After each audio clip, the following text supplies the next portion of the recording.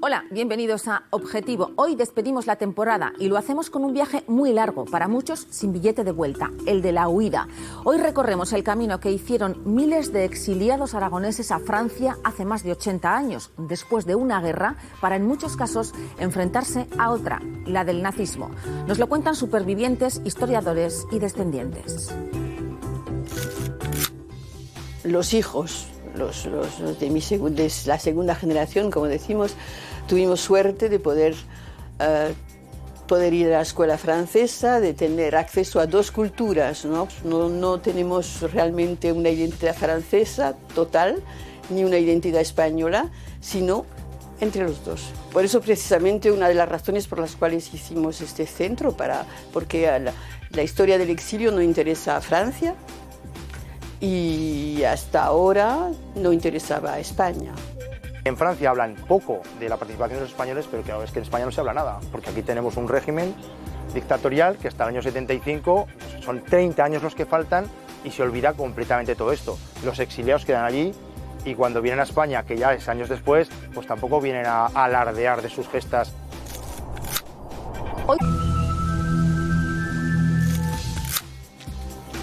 Oradour-sur-Glane, Francia. Aquí fueron asesinadas dos familias aragonesas en 1944. Una procedía de Mianos, en Zaragoza, y la otra de Alcañiz, Teruel. Huyeron en la posguerra a Francia buscando paz y se encontraron con la muerte del nazismo. Hoy en Objetivo, refugiados españoles más de 80 años después.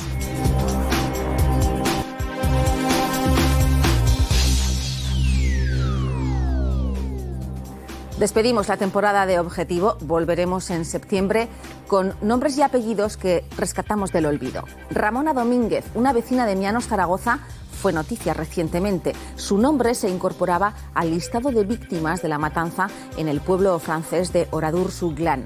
Allí vivía con su familia en 1944, cuando los nazis arrasaron el pueblo. Sus historias se parecen a la de muchos otros aragoneses que tuvieron que cruzar la frontera al acabar la guerra. Emprendieron un largo viaje, en muchas ocasiones, para no volver.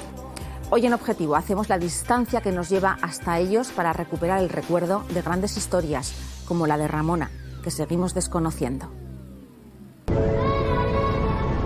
Ahora tenéis ganas de comer.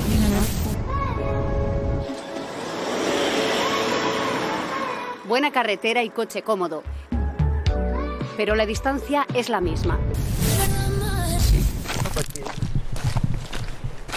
La que recorrieron miles de aragoneses hace más de 80 años, a pie o en carros, en medio de un frío invierno. La aragonesa fue la segunda comunidad española más numerosa en Francia. 4 décadas de miedo y silencio impidieron conocer qué les pasó. Algunos encontraron la muerte. Otros fueron protagonistas de hazañas increíbles. Su viaje fue más lejos de lo que nunca imaginaron.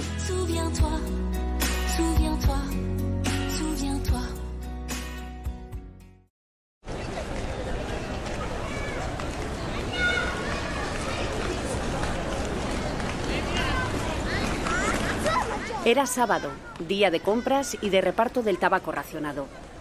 También día de escuela. Una división nazi en Francia recibe la orden de arrasar una población para sembrar el terror. Lo hicieron en Oradour-sur-Glane. Los soldados de la Waffen-SS llegan aquí a mediodía y concentran en esta plaza a quien encuentran.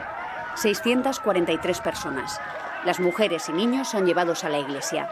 Allí los fusilan y luego queman los cuerpos. En varios garajes hicieron lo mismo con los hombres. Entre las víctimas, 5 familias españolas, 2 de ellas aragonesas.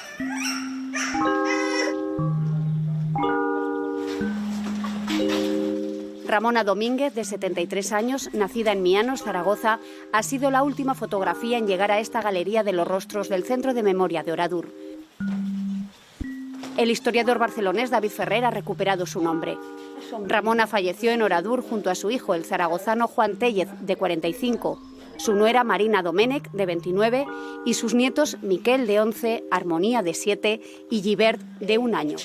Francia, cuando recibe un aluvión de refugiados españoles, lo primero que hace es internarlos en campos de de internamiento que ellos llaman. A medida que pasa el tiempo, esta gente puede ir saliendo de los campos, hace falta mano de obra para trabajar en el campo, entonces las familias se van reagrupando y se van repartiendo por toda la geografía francesa. Y en este pueblo de Oradour-sur-Glane pues había estas 2 o 3 familias. Desde Alcañiz habían llegado Joaquín Gil Egea y Francisca Espinosa Magallón y sus hijas Pilar y Francisca. Vivían en un pueblo cercano a Oradour. Ese sábado la pastelería Compen había reclamado para trabajar a una de las niñas. La madre y su hermana la habían acompañado. Francisca tenía 49 años y las gemelas 14. Joaquín, aunque no murió en aquella matanza, no pudo soportar las pérdidas y falleció 3 años después. Este tipo de masacres y de barbaridades la habían cometido los nazis alemanes en todo el frente del este, sobre todo en Ucrania, Rusia, masacrando población civil continuamente, pero es aplicado esa misma táctica por primera vez en Francia. Fusilar y luego quemar los cuerpos. Eso hicieron también los nazis en Toulouse. El 17 de agosto del 44 sacaron de prisión a miembros de la resistencia, entre ellos varios antifascistas españoles. Los llevaron al pueblo cercano de Busset-sur-Tarn, donde los asesinaron. Allí perdió la vida el aragonés Francisco Ponzán. Hasta hace también unos 20 años Paco Ponzán era un desconocido. Yo tengo el pequeño honor de haber empezado a escribir sobre esta persona. Él se crió en Huesca, estudió en Huesca y hizo la carrera de magisterio en Huesca siendo discípulo de Ramón Acín. Esta red pues sirvió para salvar a miles de personas, familias judías enteras, aviadores aliados que caían en territorio nazi y que eran transportados a la frontera, y él lo hacía todo con un objetivo, que el objetivo era derrocar a Franco. Había que acabar con Hitler en Europa, pero había que acabar con Franco en España. A 300 kilómetros de allí, unas decenas de españoles y unos pocos franceses reciben órdenes de los mandos de la resistencia de atacar a un convoy de cerca de 1000 nazis. Porque los alemanes tiraban al castillo. Entre los resistentes, Francisco Larroy de Sariñena. Tiraban al castillo. Los alemanes empezaron a llegar a las 6 de la mañana, un sidecar que mataba a todo el mundo que encontraba. Colocan ahí una serie de guerrilleros, muy pocos, en un encinar que hay cercano, en el castillo de Tornac, de modo que están perfectamente escondidos. Nadie sabe, o sea, los alemanes no saben en ningún momento si están enfrentándose a 30 hombres o a 300, o incluso a más, ¿no? Llevábamos la bomba, la pistola y un caché para morir si te cogían. Lo que hacen es, en el sitio adecuado, cortan el avance y la retirada, mediante dinamita, ¿no? El general alemán dijo, pues bueno, nosotros si tenemos que pasar en fuerza, pues Tornac y Anduze lo destruimos. Pues ¿cuántos somos? 1200 creo que eran los alemanes. Y Cristino García le dijo, pues nosotros 1500. Varios aviones de la RAF bombardean a la columna, les causan varias bajas, y ahí es cuando ya la columna de 700 hombres, que se dice pronto, decide entregar las armas. Pues fíjate, el alemán, el jefe, se dio un tiro. Yo lo vi muerto allí estaba muerto, lo vi por la tarde bien con sus... y por la mañana estaba desnudo.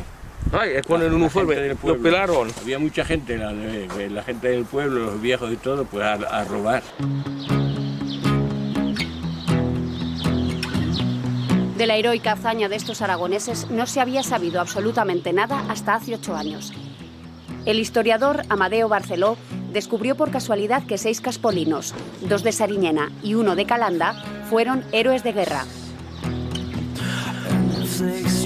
En Francia hablan poco de la participación de los españoles, pero claro, es que en España no se habla nada, porque aquí tenemos un régimen dictatorial que hasta el año 75, pues son 30 años los que faltan, y se olvida completamente todo esto. Los exiliados quedan allí, y cuando vienen a España, que ya es años después, pues tampoco vienen a alardear de sus gestas. De esos 9 aragoneses, solo regresó a España el caspolino José Arcos Cardona. Larroy fallecía el pasado mes de abril en una residencia próxima al lugar de la batalla. Era el último de aquellos combatientes. Había recibido la Legión de Honor de la República Francesa 3 meses antes.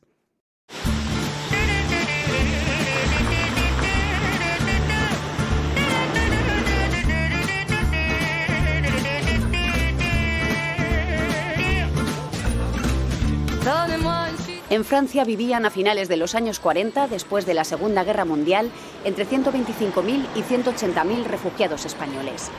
Toulouse era y es la capital del exilio español. En un modesto local en el centro se guarda el fondo del Ateneo Español de Toulouse, creado por exiliados anarquistas en 1959. Es un lugar para la investigación y la memoria que ahora gestionan los descendientes de refugiados.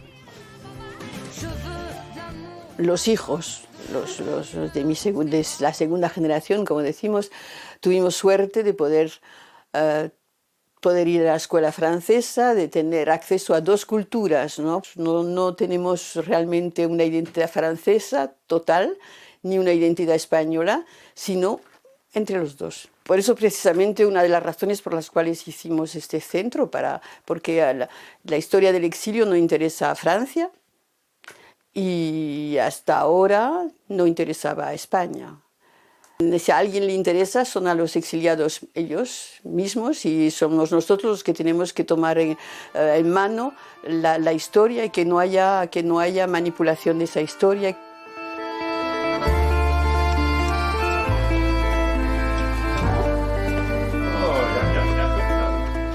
¡Oh! ¡Hola! Señor Ángel. ¿Qué tal? Pedro José nació en Josa, Teruel. Tiene 89 años y conoce a Ángel desde su juventud. El tío de Pedro José, Fabián Nuez, y Ángel Fernández formaban parte de un grupo anarquista que entró en España en el 49 para atentar contra Franco. Fabián se suicidó antes de que lo apresara la Guardia Civil en los alrededores de Caspe. Ángel estuvo 15 años en las prisiones franquistas, entre Torrero y Ocaña.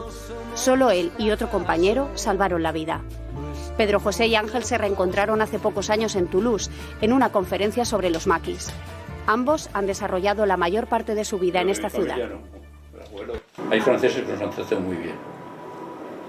Yo si tengo algo ha sido por muchos consejos que mandé franceses.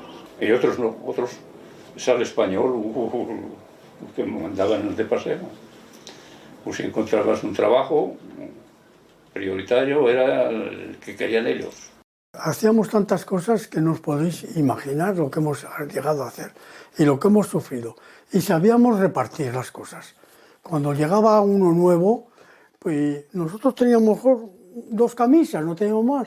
Y el otro no tenía nada, pues le dábamos la camisa. Eso hemos hecho nosotros. Cuando llegaba uno a casa del otro y era hora de comer, no había, pues saca otro plato, poníamos otro plato. Os enseñaban la historia que ellos querían enseñar, no la verdadera, sino que el vencedor era el bueno y Dios estaba con ellos. La Iglesia y Franco han hecho una revolución cultural en España y el resultado es ese, que la mayoría de españoles no conocen la verdadera historia. Cuando conoces todas estas cosas no te puedes contentar con nada y dices hay que continuar. Hay que continuar a explicar la historia. ¿Por qué es necesario? Para que no vuelva nunca más. Es posible que no vuelva a pasar. Que esta situación no vuelva nunca más. Para que lo sepan. Diga, que se que la gente no hable por hablar, que no hable con odio. Es que hay que evitar eso, hay que explicarlo. Que tenía su privilegio entonces, ¿no?